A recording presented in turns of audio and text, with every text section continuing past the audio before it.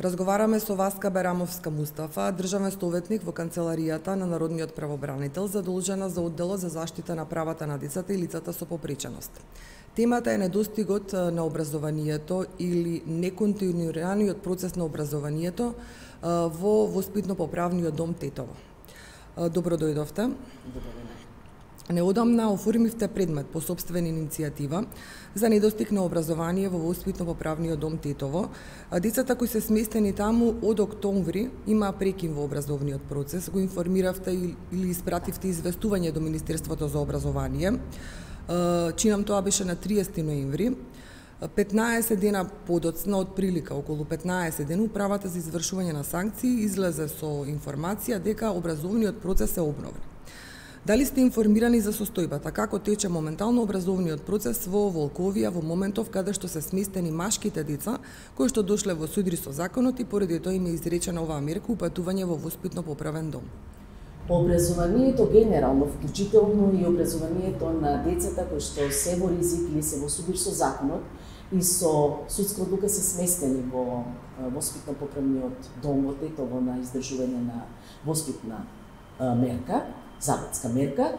во континуитет го следиме во Оддел за заштита на права на деца и лица со попреченост и како заштитник, меѓутоа и како народен правобранител, национален превентивен механизам, посетувајќи ги местата каде што има ограничување или лишување од слобода на граѓаните, вклучително и на децата. По сознанијата дека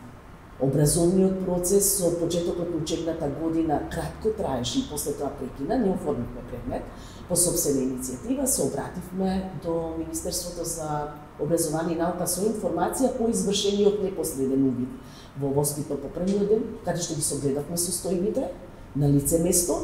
и потоа исто така континуирано продолживме да следиме кои мерки се превземаат, така да ние бевме во постојан контакт и со управата на воспитно-поправниот дом. Значи добивме информација паралелно со доставените ургенции до Министерството да добиеме информација така натаму дека се превземаат мерки и од 13 декември веќе започна образовниот процес во воспитно-поправниот дом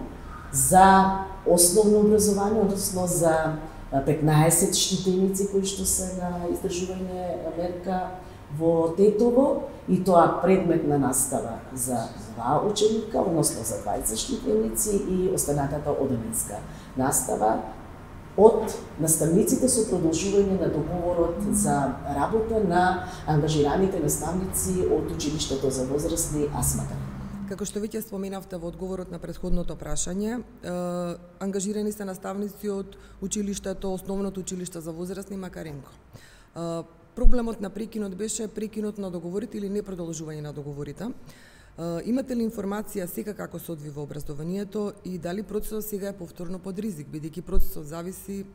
од продолжување, непродолжување на договори, значи немаме еден континуиран процес за одвивање на основното образование во воспитно-поправниот дом Тетово. Оне што го имаме како информација е податокот дека продолжи на ист начин како и образованието кој што течеше до 7, односно до 10 октомври, помеѓу договор, склучен договор помеѓу Министерството за образование и наука и UNDP за ангажирање на наставници кои што ќе одржуваат настава во двете прилагодени или оформени училници за овие две групи на штитеници кои што ќе следат образование, иако познато ви е информацијата која што доставивме до Министерството за образование и наука, укажавме на потребата од изнаоѓање на формално системско решение на проблемот, на начин што со почеток на секоја учебна година ќе започне учебната година и за штитениците во воспитно-поправната установа, затоа што образованието е задолжително и тоа обврзува секој орган кој што е задолжен, во случајот Министерството за образование и наука, во соработка со Управата за извршување на санкциите, да превземат мерки да нема прекин на процесот на образование, односно прекин на настава на децата кои што се во судир со законот и се сместени во домот од Тетово. Проблемот со недостигот на ова уставно загарантирано право на основно образование го откри Мија по серијата Стории. Се упативме во домот за да ги видиме условите во кои што се сместени сега децата во една нова зграда, во едни, да кажам, реновирани и современи услови. Меѓутоа, тоа беше во февруари оваа година, затигнавме дека тогаш нема основно образование. Констатиравме дека децата од септември нема основно образование, значи септември 2021 година. По серијата Стори на Амија се активира институциите, меѓу кои што беше и Народниот правобранител и останатите надлежни институции, процесот се обнови. Сега во октомври повторно се прекина. Значи имаме еден процес кој што нема континуитет. Имаме обновување, прекинување. Каде го лоцирате проблемот на овој дисконтинуитет? Како овој проблем трајно би се решил, за да може и дали станува збор за класичен образовен процес? Дали тие деца учат како што учат децата во училиштата? Верувам дека не е така, меѓутоа може да објасниме од септември до јуни или имаат малку поинакви програми според кои што го довршуваат основното образование? Првенствено треба да имаме во предвид дека се работи за образование на воспоставување на образовен процес во една поинаква средина, односно во установа која што и со Законот за правда на децата е поинакво дефинирана како една специјална установа која што треба да има поинаков режим, имајќи го во предвид карактерот, типот на децата кои што се сместени таму, безбедноста нивна, потребата од обезбедување и така натаму. За нас сметаме дека е добро тоа што се прават напори за воспоставување на образование, меѓутоа не е добро тоа што се решава проблемот со проектно изнаоѓање на решение на едно значајно прашање кој што одигрува големо значење во процесот на ресоциализација на оваа група деца, која што е од битно значење тогаш кога ќе заврши издржувањето на мерката и треба да се вратат надвор во општеството помеѓу другите луѓе, да можат да се вклопат и да го продолжат нормално животот. Сметаме дека доколку постојното решение, Законот за основно образование, согласно кој се едуцираат сите деца на возраст до полнолетство, во личности кои што се над 18 години. Да. Значи, дали само има потреба во промена на Законот за основно образование или тука го вклучуваме и Законот за образование на возрастни? Да. Овде сакам тоа да го потенцирам, дека се работи за образовна структура од една страна, меѓутоа и возрастна структура која што не го опфаќа оној возрастен период што го би требало да го имаат децата за возраст за упис, да речеме од прво до 9 оделение, следење на настави и така натаму, туку ние овде имаме група на деца кои што се со најмала возраст од 14 до 21 година од посетата што имаме направено, што значи дека и програмата која што треба да се образува, треба да биде соодветно приспособена и на условите, меѓутоа и на нивната возраст. Но она што сметаме дека е најбитно, треба по завршување на ова образование на децата во воспитно-поправниот дом да се здобијат со знаење, да се здобијат со вештини, меѓутоа и секако да имаат сертификат како јавна исправа, која што понатаму ќе му послужи на тоа дете, на тие деца по излегување од установата, доколку сака да го продолжат образованието, да го продолжат таму каде што може да го продолжат во некоја друга установа. Или доколку има потреба, а секако дека ќе има потреба од нивно вработување заради обезбедување на средства за екзистенција лични на своите семејства, да може да бидат конкурентни и да може да одговараат на потребите на пазарот на трудот. За жал, тоа досега не се случува, имајќи во предвид дека овие деца и сега пред да отпочне да продолжи процесот на образование кој што беше прекинат во октомври месец, средината на октомври по нашата посета, тие беа повторно тестирани од страна на наставниците од училиштето за возрастни, за да го утврдат нивото на нивното знаење и им се издадени потврди за одреден степен на знаење кој што укажува на тоа дека тие имаат некакво познавање, меѓутоа не е степен на завршување на образование. Нашата забелешка е дека образование на овие деца мора да биде формално и мора да има на крај добивање на диплома, уверение или сертификат од кој што нема да биде препознаено, да има знак дека тоа завршило во казнено-поправна установа, воспитно-поправна установа, а на тоа впрочем укажува и Законот за правда на децата. Тука ми произлегува сега неколку прашања од вашите одговори. Првото ми е дали ова, како што се нарекува проектно образование, е всушност формално образование или можеме да го сведеме на некој ниво на обука, неформално образование. Ако се има во предвид кои предмети ги изучуваат децата, што изучуваат, значи тоа се 7 наставници колку што, ако не се лажам, од Асма Каренко што држат предавања, и најголемиот дел од нив се на оделенска настава, значи почетно писмено описменување, бидејќи ние затекнавме 9 деца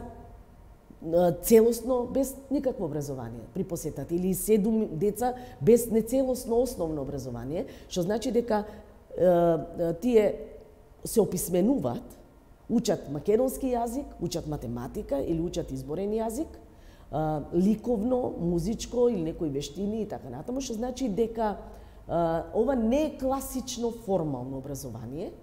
и имајќи во предвид дека тие не учат согласно програма, порано знам дека се образува согласно експериментална програма која што изработува Бирото за развој на образованието. А сега се нарекува програма за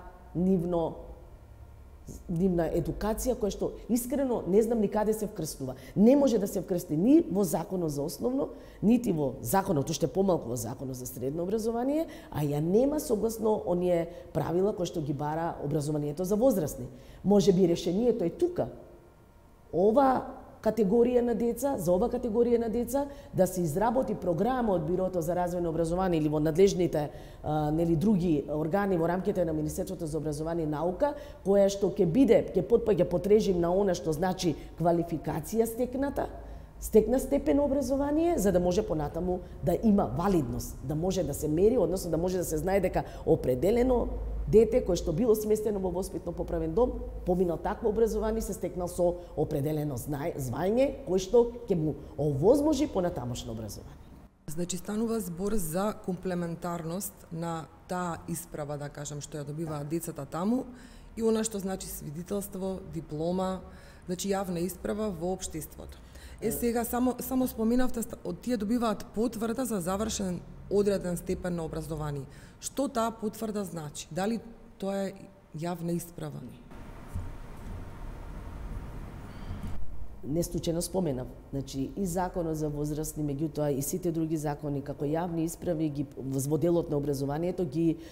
споменуваат, односно ги препознаваат свидетелството, уверението, значи како јавна исправа, дипломата. Потврдата не представува јавна исправа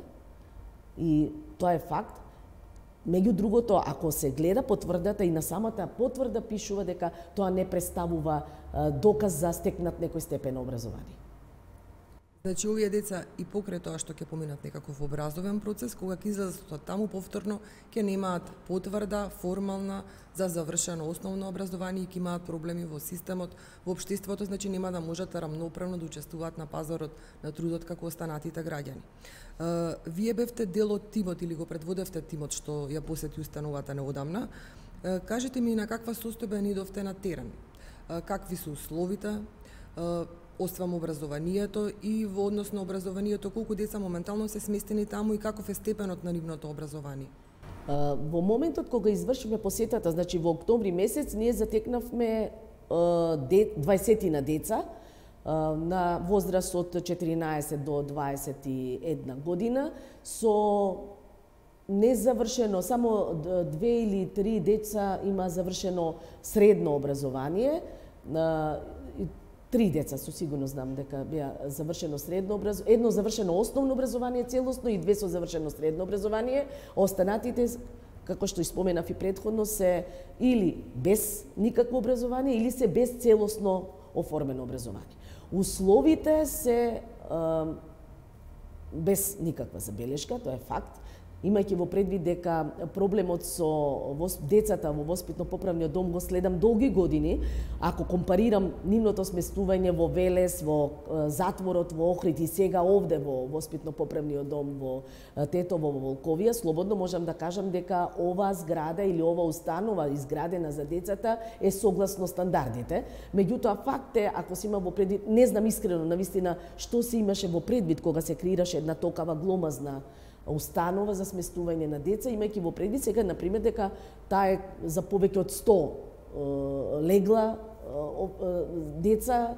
предвидена и тоа со неколку оделенија од отворен, затворен или полуотворено оделение. Нашата посет укажа, односно увидот во досијата, разговорот со директорите, со раководителите на оделението за третман, за воспитување, за ресоциализација, здравствената служба која што ја затекнавме таму, укажа на тоа дека се работи за деца кои што сите се во отвореното оделение. Има точно организиран начин на живење, односно дневна рутина, во колку часот стануваат, во колку часот е појадокот, кога се образуваат, кога почнуваат со стручно оспособување, бидејќи таму има и занает, стекнување на определени вештини занетско, што е добро и тоа е за поздравување, затоа што по завршување на тој занет од 18 месеци тие добиваат сертификат за занает, каде што одат на курс полагат и тоа може да го користат кога ќе излезат од установата. Добро е тоа што има доволно стручна служба која што работи со ниво делот на ресоциализацијата, имаат можност за индивидуален пристап кон секој од децата, имаат можност и за групна работа, за разговарање за теми кои што ги интересира и нив, имајќи во предвид дека ние треба овде да делуваме, како, значи, зборуваме за установата, треба да се делува на превоспитно действување кон децата и нивно подготвување по завршување на мерката да излезат и да се вклопат во општеството како сите други луѓе во државата. Исто така,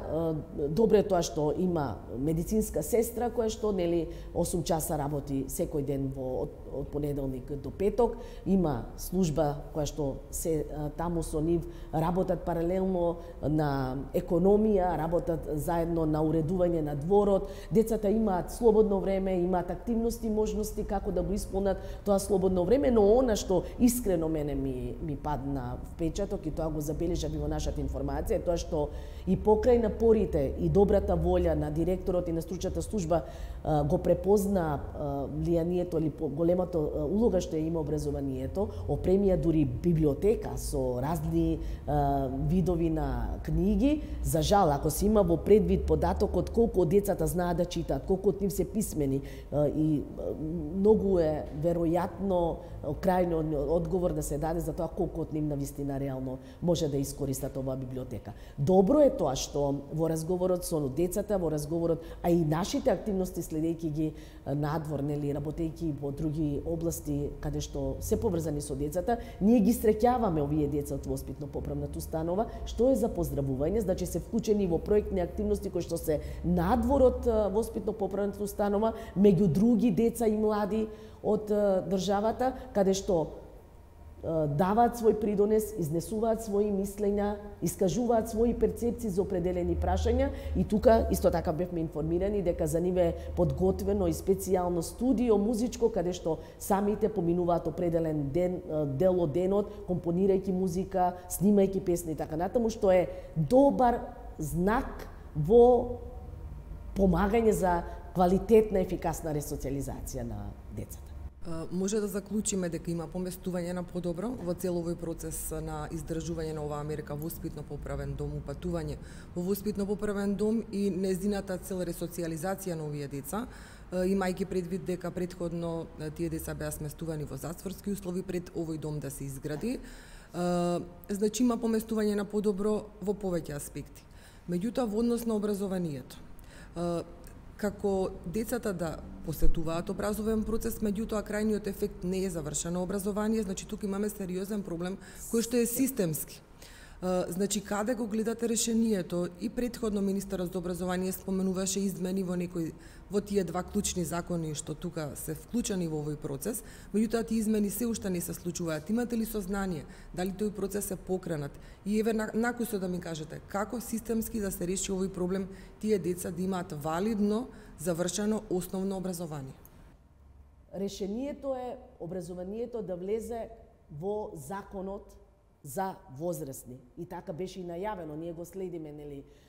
процесот се уште не е донесен овој закон во собрание, иако беше најавен дека е влезен во собраниска процедура, каде што ќе се реши како поинако од моменталната состојба и секако ќе има поинаков ефект генерално на сето тоа што се вложува во процесот на образование. Сметам дека многу посериозно треба да се посвети внимание на ова прашање,